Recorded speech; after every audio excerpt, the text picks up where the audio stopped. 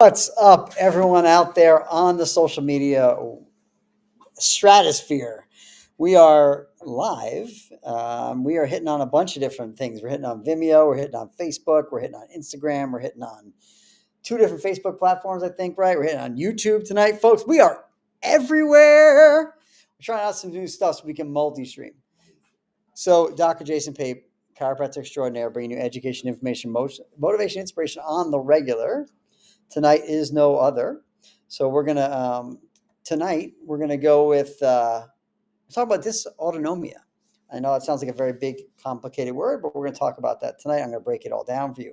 So as I figure this all out tonight, if you see some weird tech things, it's just because I'm not used to how to hit these buttons sometimes. So, and the dog doesn't know how to walk through his dog food dish.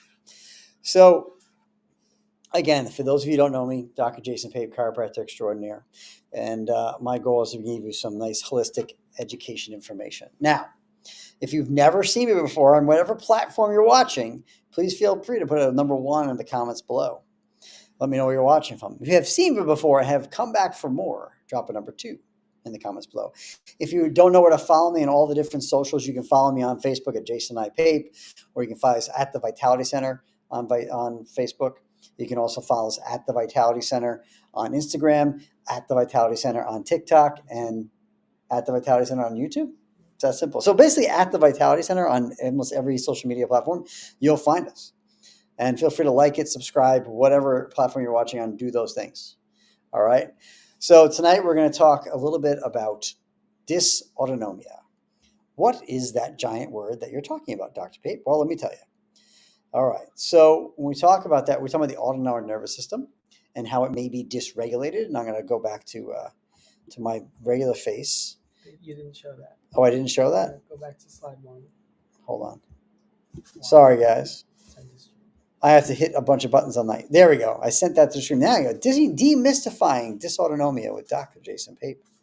Exploring the autonomic nervous system and its imbalances. So I'm going to come back. If I just click on me over here and then click send to stream.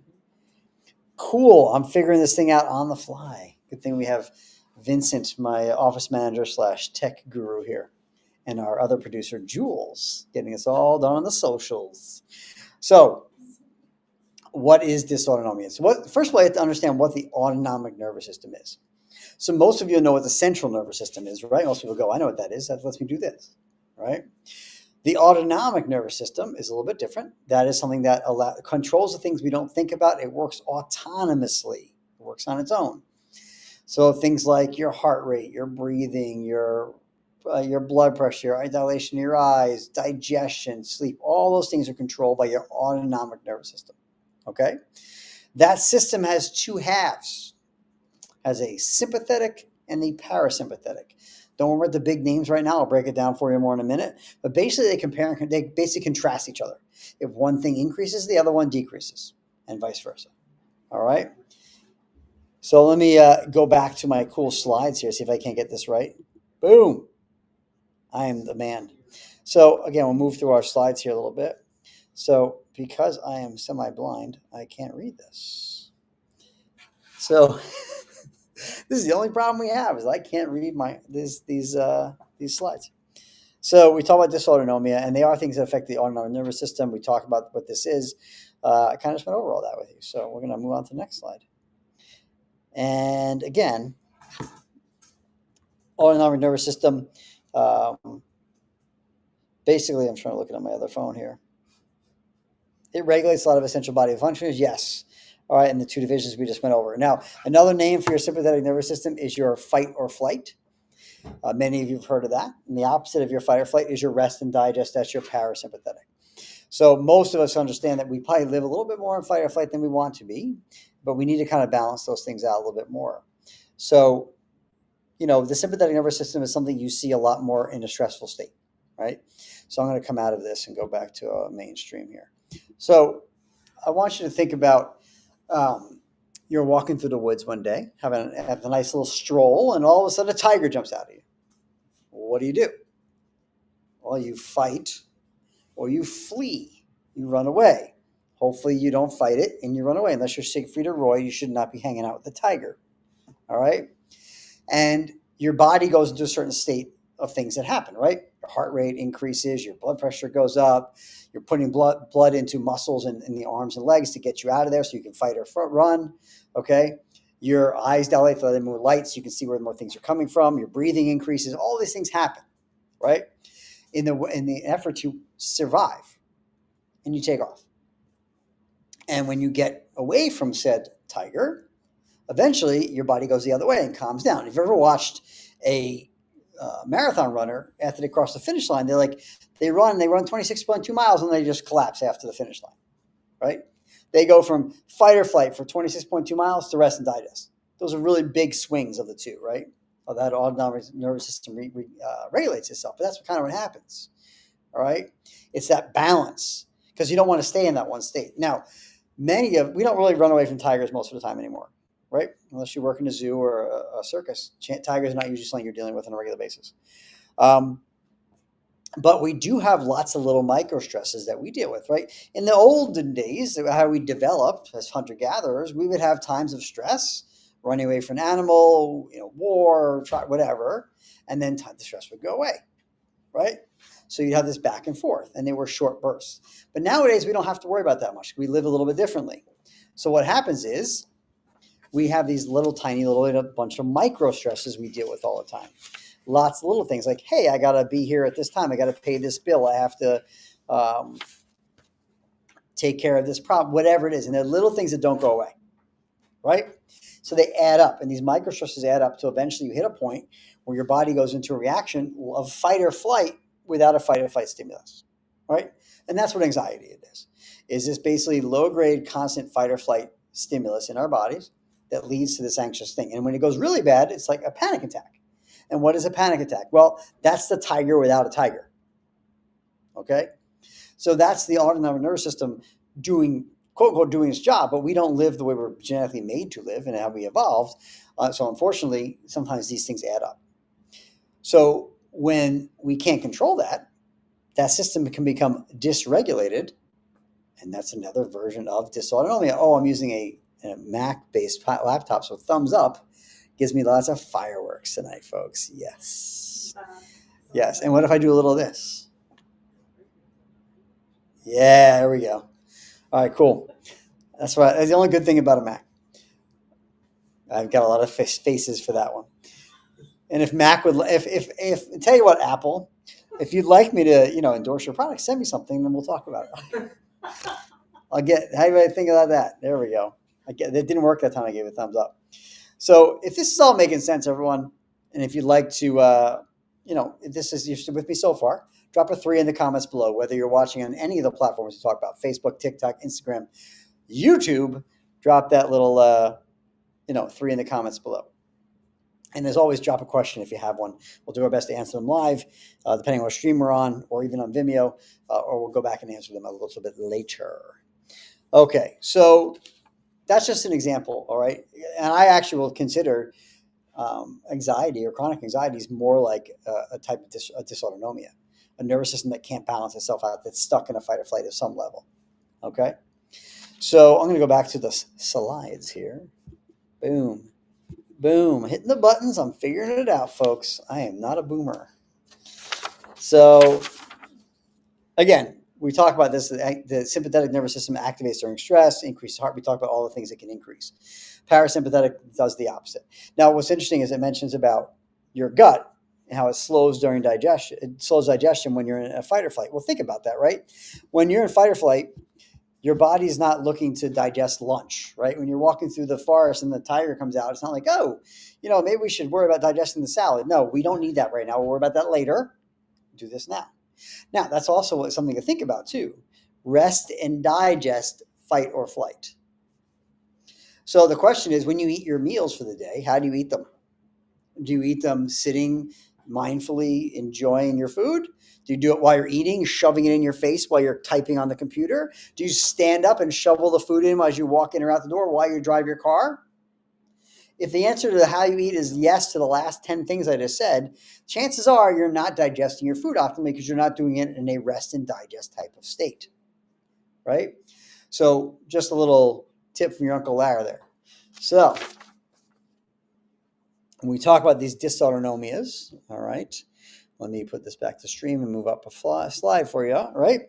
Common issues: overactive sympathetic nervous system, constant fight or flight state, underactive parasympathetic, poor recovery and regulation, or a place where we can't go back and forth very well. Things you can get: heart rate irregularities like a tachycardia or other, blood pressure fluctuations, fatigue, dizziness, brain fog, vestibular issues. These are all things that we can see with dysautonomia. So a more commonly referred to dysautonomia in the past, something called POTS. People may have heard POTS disease. That's where people's blood pressure can change without even moving, where it bottoms out or races without having to move. They do these tilt tests and all these kinds of things. That is your classic dysautonomia. All right. But I'm here to tell you there's a lot more of that. And we've seen a lot more of it, especially since COVID. And a lot of the newer research in the last couple of years has said that they believe that long COVID is actually dysautonomia. All those things we've been saying in the holistic community for quite a while. And we find that COVID, whether you had it naturally, especially the earlier versions, or were given it artificially, you could have more dysautonomias. We've seen a lot of these things. The artificial way of getting the COVID virus or spike protein can trigger a lot more issues than just that, but we have seen a lot of dysautonomias with that as well. So don't get it, but don't get it artificially because it doesn't do anything anyway. So anyway, my staff they're screaming at me in silence. So causes dysautonomia. Again, sometimes it can be autoimmune. It can be viral infections like we just talked about. Physical trauma can do it. Genetic predispositions. Stress and lifestyle factors can actually even cause it, not just worsen symptoms. And basically, at the end of the day, it is an imbalance in the ANS. So let's talk about that a little bit more. So when I talk about dysautonomia, I'm not just going to talk about things like that. Like when I see in my practice certain heart dysregulations, like arrhythmias, like palpitations, tachycardia, things like that, a lot of the times those are dysautonomias that can be treated differently than traditional medicine treats them. Now, every case is different, and I'm not treating any of those things. What I am saying is that a lot of times those things can be treated differently and aren't always about the heart. All right? Most of the times, those types of issues we talked about are software issues, not hardware issues, or if you want to be really funny, hardware issues. The brain is telling the heart something improperly. The sympathetic nervous system and the parasympathetic nervous systems, the things that control your heart, your autonomic nervous system, they control the heart. They control how it beats, how it pumps, all those things. You can think about it and control it to a point, like your breathing, things like that. But if you had to stop doing that, if you had to think about doing it all the time, we'd all be dead, right? If you had to think about breathing, you'd all be dead because we'd all forget. Right? But it works on its own. There are things you can mentally do to control and affect it, but it's not something that works that it has to work with you cognitively doing something, right? If the brain, is telling the autonomic nervous system the wrong information, it's going to change the heart, how it functions, right? The software, the programming is throwing off the hardware. Does that make sense? Y'all pick up what I'm putting down. If you can, on most of these platforms, put a little light bulb emoji. I have no idea if you can do that on YouTube or Vimeo, but on Instagram and Facebook and TikTok, probably feel free. Or just write, yay. All right. I'm trying to keep up with all the different streams I have going of comments, and I'm not doing a great job of that. What's up, Brianna? I'm saying hi to some people here on Vimeo. And Mo, how do you get COVID artificially? So feel free to message me, and I'll tell you what I mean by that. It's a code word for something. Anyway, I digress. So these are all forms of dysautonomia, and they can be vestibular issues, things like that. Okay, so at the end of the day, it's about trying to figure out what's going on and how we correct this. So now you're like, well, Dr. J, if it is a software issue, how do we correct this? Well, there are a few things we can do. So I do a little bit of this, but I also work with someone that I refer to, that I work hand in hand with, that does something called chiropractic neurology. All right. It's functional neurology. It's about adjusting the body and stimulating certain systems to balance out brain tone and regulate those systems better. That can be really helpful when it comes to dysautonomia. Chiropractic care in general can be really helpful, right? Remember, your spine houses your spinal cord. And if your spine is not moving properly, right, your spine may not have the information come into it optimally and then out the other way. Bad input, bad output. So if the spine is not doing its job right, it could cause interference and improper information back and forth. So we like to adjust the spine, get things moving properly. And I'm giving you a very small insight into that, but adjusting the spine has been shown in a lot more research to affect the brain. It's going to affect the prefrontal cortex by turning it on, and which also turns off your amygdala and your limbic system. So the brain, the prefrontal cortex, where we do cognitive thinking, okay, connects to your amygdala and your limbic system, but your amygdala, your fear center, fight or flight, right? And they have about 90% of the connections are to each other. They're inhibitory to each other with one interneuron. So what that means is they can very quickly turn each other off. Well, think about it. When that tiger jumps out at you, do you think about the tiger, or do you get the heck out of there, right? If you thought about like, oh, that's weird, a tiger on Long Island, maybe where did it come from? You know what? Actually, maybe I should probably get out of here. Probably not a good idea, right? If you thought about it first, you'd be tiger meat, right? Your body and your brain, its job is to keep you alive. It's survival. That's really what it is. So you get out of Dodge. This turns off. This takes over. This is your survival mechanism. All right. And it needs to go back and forth. But a lot of times we're stuck in this area, and if we sit too much in fight or flight over time, that amygdala will take up bigger real estate in your brain. And that thing doesn't just store crap from your lifetime. It stores 14 generations. I got too many fingers. 14 generations of crap epigenetically stored in there. So we're primed for this kind of thing. So imbalances your autonomic nervous system can lead to more issues. All right. So chiropractic has been shown in some studies to help turn this on, which then turns this off. Pretty simple stuff. So what else can help turn this on, turn this off? Well, there's definitely supplements and things like that that can help balance it out.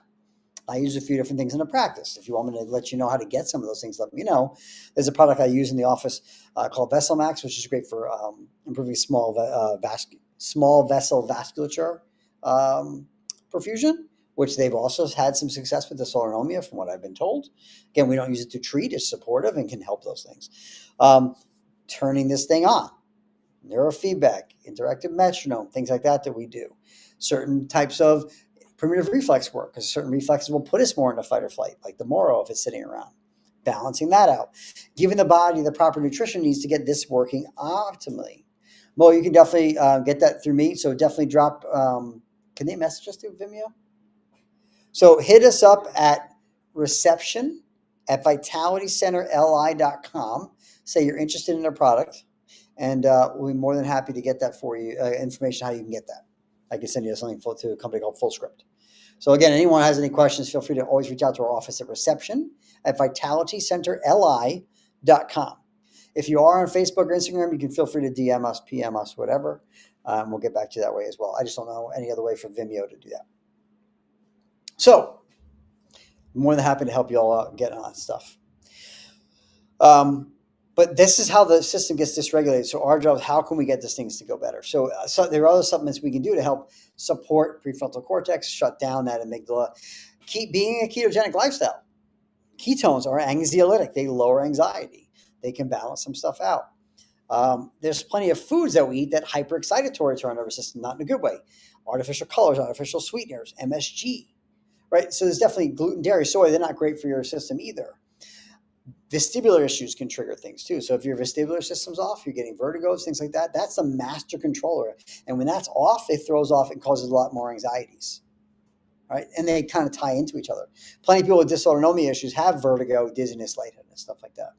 Fibromyalgia, really, if you think about it, how it works, I've talked about it, I haven't had a fibromyalgia lecture in a while. Maybe we'll do that next week. But fibromyalgia really is dysautonomia, because we have found that fibromyalgia is usually someone's system is stuck so far into fight or flight that their system's off. So what do? They have pain in a lot of places, right? Pain is in a lot of places without any, with that no one can figure out what's wrong with them. But they usually have some GI issues, sleep issues, anxiety issues. Well, all of that tells you about someone stuck in fight or flight, right? GI issues when your gut's not working right. You're not getting blood. You're not sleeping well, so you can't recover. These muscles and joints will be painful because you can't recover. Blood is staying there, not in the other areas too. So we're not really cycling through things and in healing.